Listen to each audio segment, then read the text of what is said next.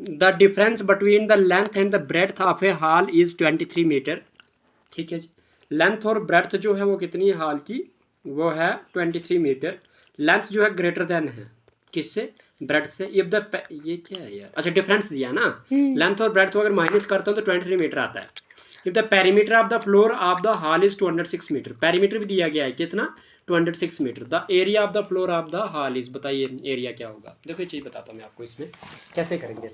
इसने बोला कि अगर लेंथ माइनस ब्रेड्थ करता हूँ तो मेरे पास 23 मीटर मिलता है। ठीक है जी, और उसके बाद बोला कि जो पेरीमीटर है, पेरीमीटर जो है हॉल का, पेरीमीटर पता कैसे चलता है आपको कौन सा फार्मूला कहाँ लगाना है? बेटा देखो ना, इसने पूछा मुझे, इसमें देखो कैसे पता चला, ये बहुत अच्छा क्वेश्चन है आपका। इसने बोला डिफरेंस, डिफरेंस का मतलब क्या होता है, माइनस। माइनस बीट बिटवीन क्या होता है, बीच में। किसके बीच में, लेंथ Length और और ब्रेड्थ breadth के के। बीच में। कितना है, 23 मीटर है। तो लेंथ क्या बोलिए, बड़ी है, किससे बोलिए, ब्रेड्थ से। इट मीन्स लेंथ को माइनस करूंगा ब्रेड्थ के लिए तो मुझे क्या मिलेगा, 23। यहाँ से पता चल गया क्या फार्मूला लगाना है ना, पता लग गया। अब आगे बोलता है if the perimeter of the floor of the hall is 206 metre. बेटा लेंथ और ब्रेड्थ दीजिए तो लेंथ और ब्रेड्थ आपके पास रेक्टेंगल में ही लगती है और किसी में नहीं लगती। तो इसलिए आप क्या बोलोगे, जब आपके पास लेंथ ब्रेड्थ दी है तो पेरीमीटर में फार्मूला कौन सा लगाओगे फिर आप, रेक्टेंगल वाला। तो रेक्टेंगल वाला पेरीमीटर कौन सा हो गया, रेक्टेंगल का perimeter twice into length plus breadth. हाँ, तो वो फार्मूला लगाओगे इधर, वो इक्वल टू करोगे किसके, 206 के, क्योंकि इसने दे दिया है वैल्यू। तो इसीलिए पेरीमीटर ऑफ हॉल जो होगा वो क्या होगा, twice into length plus breadth is equal to में किसके बराबर, 206 मीटर के बराबर। समझ आ रही है। Area of the floor of the hall, आपको अब क्या बोला है, कामा करके बोला कि then the area of the floor of the hall, यानी कि एरिया निकालना है आपने। क्या निकालना है, एरिया निकालना है। समझ आ रही है। इस तरह से क्वेश्चन है कुछ। ठीक है, अब देखो मैं आपको एक चीज बताता हूँ। ठीक है, सिंपल सी, 2 1 जार 2 10 जार 20 और 2 3 जार 6। आपको एक चीज पता चल गई कि लेंथ माइनस ब्रेड्थ जो है वो 23 मीटर है ना, और लेंथ प्लस ब्रेड्थ जो है वो कितनी है, 103 मीटर है। ये भी पता चल गई। वो कैसे पता चली 103 मीटर, यहाँ से पता चल गई, क्योंकि ये पता चल गया पेरीमीटर अगर आपके पास दिया था, पेरीमीटर का फार्मूला लगा के आपने पेरीमीटर की वैल्यू बराबर कर दी, है ना, वहाँ से पता चल गया। फिर क्या कर दिया, फिर आपने इसको क्या करना है, आपस में कट करने की कोशिश करनी है। क्या करने का, इधर इधर कट करने की कोशिश करनी। वो कैसे कि आपके पास एक माइनस में एक प्लस में है, तो माइनस और प्लस आपस में कैंसिल। ठीक है जी, माइनस प्लस माइनस होता है, बी में से बी गया 0। तो लेंथ के पीछे कुछ भी नहीं तो 1 हुआ, लेंथ के पीछे कुछ नहीं तो 1 हुआ। जिसका कोएफिशिएंट कुछ नहीं उसका कोएफिशिएंट 1 होता है। 1n प्लस 1l कितना हो गया, 12। 12 इक्वल टू कितना हो गया, इसको प्लस कर दो, 3 प्लस 3 क्या हो गया, 6। 0 प्लस 2 क्या हो गया, 2। 1 का 1 बेटा, 1 प्लेस में 3, 10 प्लेस में 0 और 100 प्लेस में 1 नीचे, ऊपर है ही नहीं कुछ भी, तो 1 नहीं रहेगा ना। समझ आए कि नहीं। तो आपके पास 2 1 नहीं, 2 और 10 को साथ में प्लस। अच्छा ठीक है जी। तो क्या हो जाएगा, 2 1 जार 2, और इधर से डिवाइड जब करना है ना, इधर लेफ्ट साइड से करते हैं, तो 2 6 जार क्या हो जाएगा 12 और 2 3 जार क्या हो जाएगा 6। तो लेंथ की वैल्यू मिल गई आपको 63 मीटर है। पता चल गया, लेंथ की वैल्यू आपको मिल गई। तो अब आपको पता है कि लेंथ माइनस ब्रेड्थ किसके बराबर दिया है, 23 के बराबर। तो लेंथ की वैल्यू क्या आपके पास 63 है, माइनस में ब्रेड्थ इक्वल टू में क्या आ जाएगा 23। तो यहाँ से आपके पास माइनस बी इक्वल टू में 23 आ जाएगा, और ये प्लस का 63 उस साइड जाएगा, माइनस का 63 हो जाएगा। तो माइनस ब्रेड्थ इक्वल टू में 3 में से 3 गया 0, 6 में से 2 गया 4। बड़ा कौन सा है 63, निशानी कौन सी है, माइनस की। माइनस का इस साइड से लेफ्ट साइड से माइनस और राइट साइड से माइनस, कैंसिल। तो बी इक्वल टू कितना आ गया 40। जब ब्रेड्थ आपको 40 मिल गई, लेंथ आपको 63 मिल गई। पता हमें देखो एरिया बोला था निकालने के लिए, और इसने लेंथ ब्रेड्थ भी नहीं दी थी, सिर्फ डिफरेंस दिया था, तो पेरीमीटर दिया था। इसके हिसाब से हमने, जब हमारे पास लेंथ माइनस ब्रेड्थ दिया था और पेरीमीटर दिया था, वहां से हमने लेंथ भी निकाल दी और ब्रेड्थ भी निकाल दी। लेकिन ये निकालने के लिए हमें दिमाग चाहिए। ठीक है जी, जब ये निकल गया तो अब आपको एरिया ऑफ रेक्टेंगल निकल जाएगा, क्योंकि हाल, इसने हाल का एरिया बोला निकालने के लिए, और हाल जो है कौन सी शेप में है वो हमें कहाँ से पता चला, जब इसने बोला कि लेंथ और ब्रेड्थ। लेंथ और ब्रेड्थ किस में होती है, रेक्टेंगल में होती है। तो एरिया ऑफ रेक्टेंगल निकालेंगे। एरिया ऑफ हाल मतलब क्या हो जाएगा, एरिया ऑफ रेक्टेंगल हो जाएगा। समझ आई कि नहीं। तो ये चीजें आपने करनी है। तो एरिया ऑफ रेक्टेंगल किसके बराबर होता है, लेंथ इनटू ब्रेड्थ होती है। तो बताओ जो मुझे लेंथ कितनी है 63 है, ब्रेड्थ कितनी है 40 है। बताओ जरा मुझे, 4 0 तो बाद में लगाएंगे, 4 3 जार 12, कैरी है 1, 4 6 जार 24 प्लस 1 25 और एक 0 मीटर का स्क्वायर। कौन सा आंसर, 520 बी पार्ट। पता लग गया। क्वेश्चन थोड़ा सा इस तरह से। ठीक है जी, क्वेश्चन नंबर 11 करेंगे।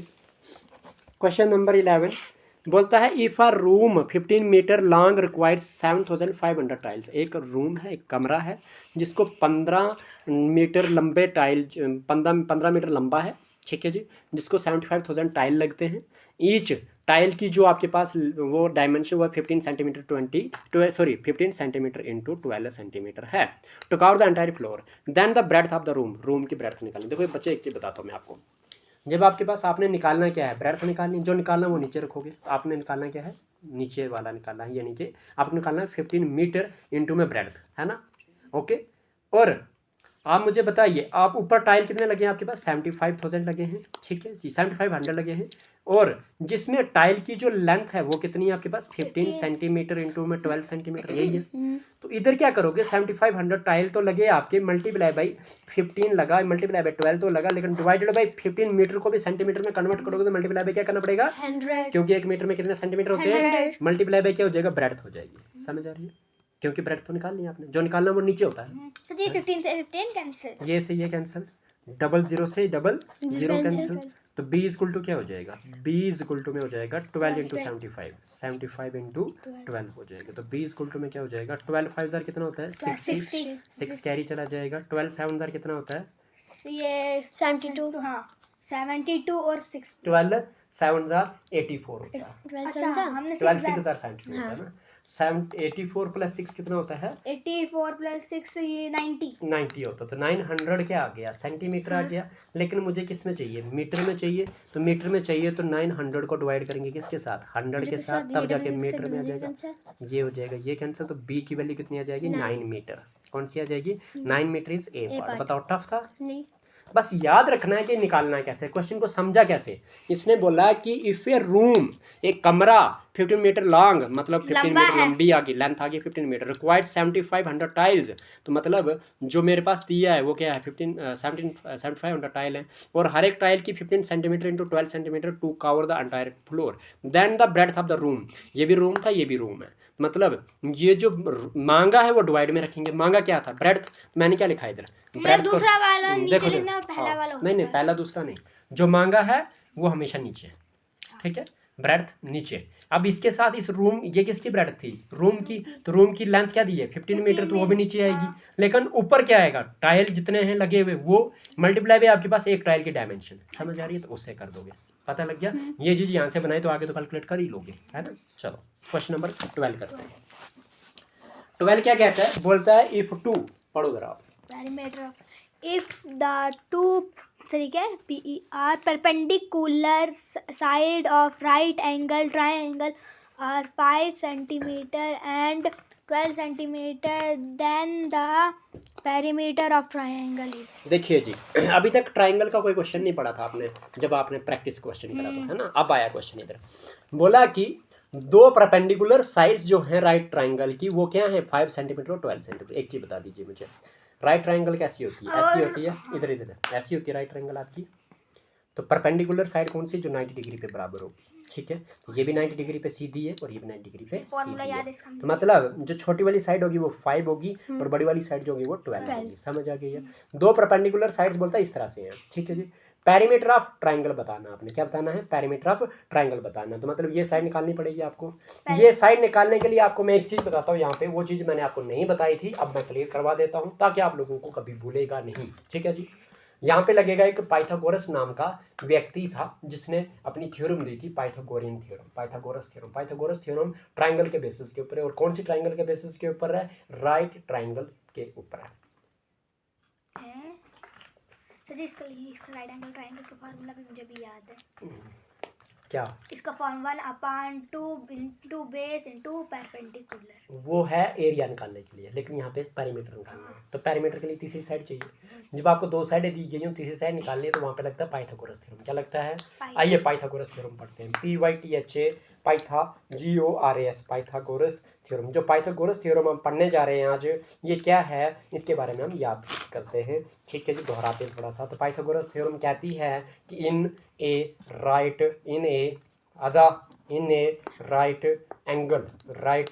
एंगल ट्राइंगल, अगर एक राइट एंगल ट्राइंगल है आपके पास, ठीक है, उसमें आपके पास ये वाली बनती है राइट एंगल ट्राइंगल आपकी, है ना, उसमें क्या होता है, उसमें एक एंगल 90 डिग्री का होता है ना। समझ आ रही है? 90 डिग्री एंगल के जो ऑपोजिट वाली साइड है इसको बोलते हैं हाइपोटेन्यूस। क्या बोलते हैं? हाइपोटेन्यूस। टेन के स्पेल 10 USC यूज, हाइपोटेन्यूस। ठीक है जी, हाइपोटेन्यूस। यूज को use high POTEN 10 USC use. 10 के स्पेल पता है, यूज के स्पेल पता है, तो हाइपो याद रखना है। ठीक है, अब क्या हुआ, अगर एंगल यहाँ पे बनता है ऊपर, अगर यहाँ पे एंगल बन रहा है एक्स, क्या बन रहा है एक्स, इसके इस एंगल के सामने वाली साइड कौन सी है? ये वाली। तो तब ये नीचे वाली परपेंडिकुलर है। तब क्या है ये नीचे वाली? परपेंडिकुलर। क्या है ये? परपेंडिकुलर। समझ आ रही है? और जो बची हुई साइड है उसको कहते हैं बेस। क्या कहते हैं? बेस। वहीं पे अगर मैं आपको बता दूं कि एक और ट्रायंगल मैं बनाता हूँ यहाँ पे, ये ट्रायंगल मैंने इस तरह से अगर बना दी तो यहाँ पे अगर मैं बोलता हूँ ये 90 डिग्री है, ठीक है, तो इसका सामने वाली साइड जो है वो हाइपोटेन्यूस है, एच लिखूंगा। ठीक है, अगर मैं एंगल पहले ऊपर बनाया था, अगर मैं एंगल अब नीचे बनाता हूँ इस वाली साइड, ठीक है, 90 डिग्री के अलावा जो एंगल दो बचते हैं, अगर यहाँ पे बनाता हूँ मैं एक्स डिग्री, अब इसकी जो ऑपोजिट वाली साइड है ये परपेंडिकुलर हो जाएगी। अब पहले ऊपर एंगल बना था तो नीचे परपेंडिकुलर आया था, अब इधर एंगल बना तो ये वाली साइड परपेंडिकुलर आ गई, ये बेस आ गई। समझ आ गई है? ये चीज पता चल गई। अब मैं आपको बता दूं कि यहाँ पे सीधी सी बात इंग्लिश में लिखूंगा कि साइड ऑपोजिट, क्या बोलूंगा मैं? Side opposite to, side opposite to 90 degree angle, 90 degree angle, 90 degree angle के जो ऑपोजिट साइड होती है इज नोन एज, उसको बोलते हैं हाइपोटेन्यूस। क्या बोलते हैं उसको? हाइपोटेन्यूस। कोई डाउट नहीं है ना? एक चीज ये, फिर उसके बाद मैं बोलता हूँ कि side opposite to, side opposite to angle, angle either of, either of, either of, formula कौन सा है? Either of the, either of the, other than, either of the, other than, other than 90 degree angle, other than 90 degree angle. मतलब ये हुआ कि आपके पास वो वाली साइड जिसका एंगल 90 डिग्री के अलावा कोई भी साइड, 90 डिग्री के अलावा कोई भी एंगल के ऑपोजिट, मतलब 90 डिग्री के अलावा either angle of, either of the angle, चाहे इस यहाँ पे एंगल बने चाहे यहाँ पे एंगल बने, इसकी जो ऑपोजिट साइड होगी, इस एंगल की जो ऑपोजिट साइड होगी, या फिर इधर एंगल बने तो इसकी जो ऑपोजिट साइड होगी उसको कहेंगे 90 डिग्री के ऑपोजिट वाली साइड को हाइपोटेन्यूस बोलते हैं। और 90 डिग्री के अलावा जो दो एंगल बनते हैं उसको उनमें से किसी भी एक एंगल की ऑपोजिट साइड, उनमें से किसी भी एक एंगल की ऑपोजिट साइड, उसको क्या कहते हैं? ये क्या बोलते हैं? परपेंडिकुलर। और जो बचती है